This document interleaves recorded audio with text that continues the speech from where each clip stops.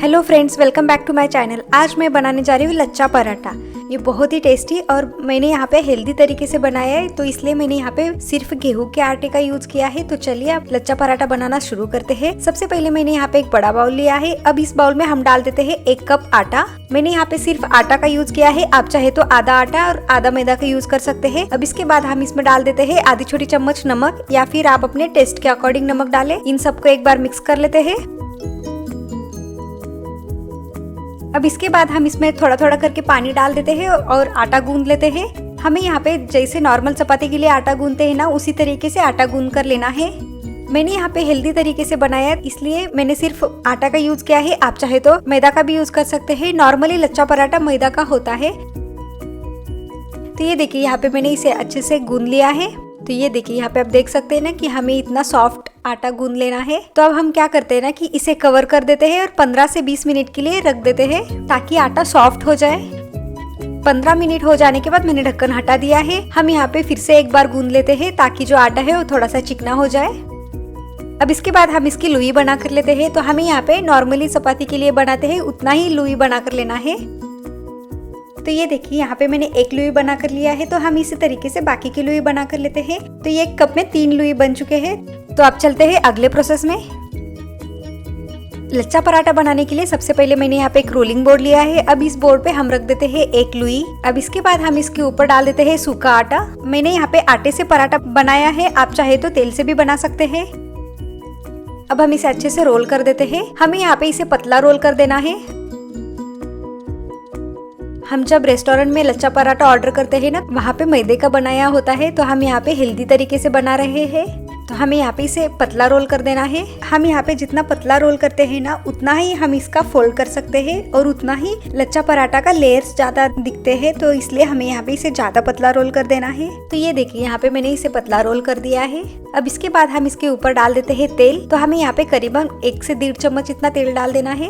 अब हम इसे अच्छे से स्प्रेड कर देते हैं। आप चाहे तो घी का भी यूज कर सकते हैं, और हम यहाँ पे जितना तेल का यूज कर लेते हैं उतना ही लेयर्स ज्यादा दिखने लगते हैं। तो यहाँ पे हमें ज्यादा तेल का यूज कर लेना है। अब इसके बाद हम इसके ऊपर डाल देते हैं सूखा आटा। हमें यहाँ पे इसे भी 1 से 1.5 चम्मच इतना डाल देना है और इसे भी अच्छे से स्प्रेड कर देना है। तो ये देखिए यहाँ पे मैंने आटा और तेल अच्छे से स्प्रेड कर दिया है। अब इसके बाद हम इसे अच्छे से फोल्ड कर लेते हैं। हमें यहाँ पे इसे छोटे पार्ट्स में फोल्ड कर देना है। तो ये देखिए यहाँ पे हमें इस तरीके से इसे छोटे या पतले पार्ट्स में रोल कर देना है।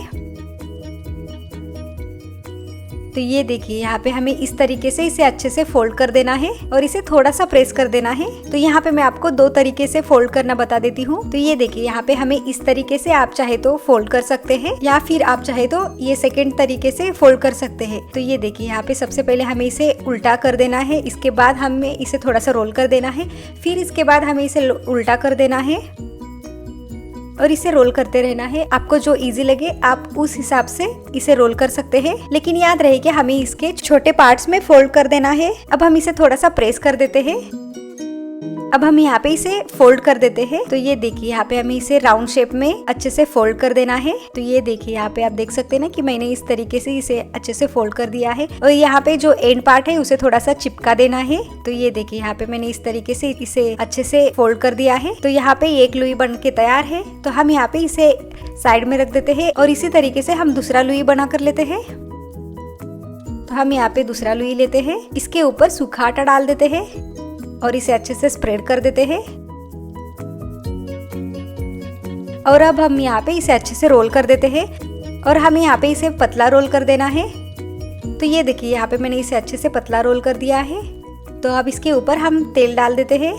तो हमें यहाँ पे करीबन 1 से 1.5 चम्मच इतना तेल डाल देना है। तो अब हम इसे भी अच्छे से स्प्रेड कर देते हैं। अब इसके बाद हम इसके ऊपर सूखा आटा डाल देते हैं। हमें इसे भी करीबन 1 से 1.5 चम्मच इतना डाल देना है और इसे भी अच्छे से स्प्रेड कर देना है। तो यहाँ पे मैंने आटा और तेल डाल दिया है। अब हम इसे फोल्ड कर लेते हैं। तो सबसे पहले हमें यहाँ पे इसे छोटे पार्ट्स में फोल्ड कर लेना है। तो ये देखिए यहाँ पे मैंने दिखाया इस तरीके से हमें इसे फोल्ड कर लेना है। सबसे पहले हमें इसे थोड़ा सा बड़े पार्ट्स में फोल्ड कर लेना है। इसके बाद हम इसे फिर से एक बार फोल्ड कर लेना है, और ध्यान रहे कि हमें इसे बारीक पार्ट्स में फोल्ड कर लेना है, ताकि इसके जो लेयर्स है वो ज्यादा दिखने लगते हैं। तो यहाँ पे मैंने 2 तरीके से फोल्ड करना बताया है। तो आपको जो इजी लगे आप उसी हिसाब से कर सकते हैं। तो ये देखिए यहाँ पे ये सेकेंड स्टेप है, तो हम यहाँ पे इसे उल्टा कर करके फोल्ड करते हैं। तो जो आपको इजी लगे आप उस हिसाब से इसे फोल्ड कर सकते हैं। तो ये देखिए यहाँ पे मैंने इसे अच्छे से फोल्ड कर दिया है। अब इसके बाद हम इसे थोड़ा सा प्रेस कर देते हैं। तो अब हम यहाँ पे इसे राउंड शेप में फोल्ड कर देते हैं।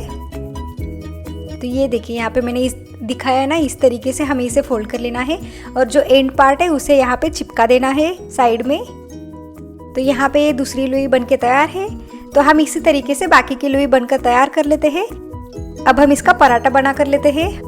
तो सबसे पहले मैंने यहाँ पे एक लुई लिया है, इसके ऊपर हम सूखा आटा डाल देते हैं। आप चाहे तो तेल या घी का भी यूज कर सकते हैं। तो हम यहाँ पे सूखा आटा थोड़ा सा स्प्रेड कर देते हैं। अब हम इसे अच्छे से बेल लेते हैं। याद रहे कि हमें इसे ज्यादा प्रेस करके नहीं बेलना है, हमें इसे हल्के हाथों से बेल लेना है। और हमें यहाँ पे इसे ज्यादा पतला नहीं बेलना है, हमें इसे थोड़ा सा मोटा ही रखना है। नॉर्मली पराठा जो होता है वो थोड़ा सा मोटा ही होता है। तो हमें यहाँ पे इसे एकदम हल्के हाथों से बेल लेना है। तो यहाँ पे आप देख सकते हैं ना कि बेलने के बाद भी ये इसका लेयर दिखने में कितना बढ़िया दिखने लगा है। तो ये देखिए यहाँ पे मैंने इसे अच्छे से बेल लिया है और इसके लेयर्स भी आप देख सकते हैं ना कितने प्यारे दिखने लगे हैं। तो हम यहाँ पे इसे एक प्लेट में रख देते हैं और हम इसी तरीके से दूसरा पराठा बेल लेते हैं। तो यहाँ पे मैंने ये दूसरी लुई लिया है, इसके ऊपर भी सूखा आटा डाल देते हैं और इसे थोड़ा सा स्प्रेड कर देते हैं। और अब हम इसे हल्के हाथों से बेल लेते हैं। याद रहे कि हमें यहाँ पे इसे ज्यादा प्रेस करके नहीं बेलना है, नहीं तो इसके सारे लेयर्स चले जाते हैं। तो ये देखिए यहाँ पे मैंने ये सेकंड पराठा भी बेल के तैयार कर लिया है और इसके लेयर्स आप देख सकते हैं ना कि कितने बढ़िया और कितना ज्यादा दिखने लगा है। तो यहाँ पे ये सेकंड पराठा भी बन के तैयार है। तो हम इसे भी एक प्लेट में रख देते हैं और अब चलते हैं इसे पकाने के प्रोसेस में। तो यहाँ पे मैंने पैन को पहले से ही गर्म करने के लिए रख दिया। तो यहाँ पे ये पैन अच्छे से गर्म हो चुका है। तो इसके बाद हम इसके ऊपर डाल देते हैं पराठा और हम यहाँ पे इसे अच्छे से पका लेते हैं। हम यहाँ पे जैसे नॉर्मली चपाती पका लेते हैं ना, उसी तरीके से यहाँ पे पराठा पका कर लेना है। अब हम इसे पलट देते हैं। अब इसके बाद हम इसके ऊपर डाल देते हैं तेल। आप चाहे तो घी का भी यूज कर सकते हैं, लेकिन हमें यहाँ पे तेल का ज़्यादा यूज कर लेना है। हम जितना तेल का ज़्यादा यूज कर लेते हैं ना, उतना ही इसका लेयर्स दिखने लगता है। और हमें यहाँ पे इसे पलट पलट के अच्छे से पका लेना है। अब हम इसे पलट देते हैं और ये दूसरी साइड के ऊपर भी तेल अच्छे से लगा देते हैं और हम यहाँ पे इसे इसके ऊपर गोल्डन चीटियां आने तक पका लेते हैं। हमें यहाँ पे फ्लेम को मीडियम ही रखना है। तो ये देखिए यहाँ पे आप देख सकते हैं ना कि पकने के बाद जो लेयर्स है वो थोड़े से सेपरेट होने लगा है और यहाँ पे ये पराठा अच्छे से पक चुका है। तो ये देखिए यहाँ पे इसके लेयर्स आप देख सकते हैं ना दिखने में कितना बढ़िया दिखने लगा है। तो हम यहाँ पे इसे एक प्लेट में निकाल देते हैं और बाकी के पराठे को हम इसी तरीके से पका लेते हैं। तो ये देखिए यहाँ पे जो लच्छा पराठा है वो दिखने में कितना बढ़िया दिखने लगा है और इसके लेयर्स आप देख सकते हैं ना कि एकदम सारे सेपरेट हो चुके हैं और कितना ज़्यादा दिखने लगा है। तो आप इस तरीके से बनाओगे तो बहुत ज़्यादा लेयर्स दिखने लगेंगे और ये बहुत ही बढ़िया दिखता है। तो आप इसे एक बार बनाकर ज़रूर ट्राई करें, आपको ये बहुत पसंद आ जाएगा। अगर आपको आज की मेरी ये रेसिपी अच्छी लगी तो लाइक शेयर सब्सक्राइब करना ना भूलें और साथ में ही नोटिफिकेशन को भी ऑन करें ताकि मेरी कोई भी रेसिपी आपसे मिस ना हो जाए।